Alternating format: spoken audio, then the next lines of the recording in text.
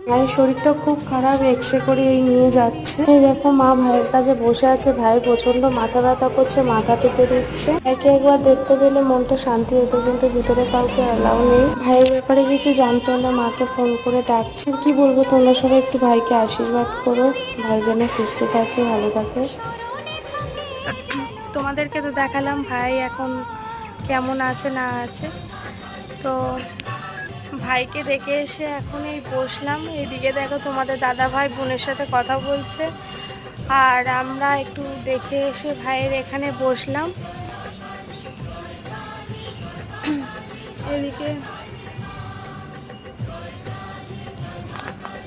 এদিকে বাবা এখন ঠাকুরকে প্রণাম করছে সন্ধ্যাবেলা।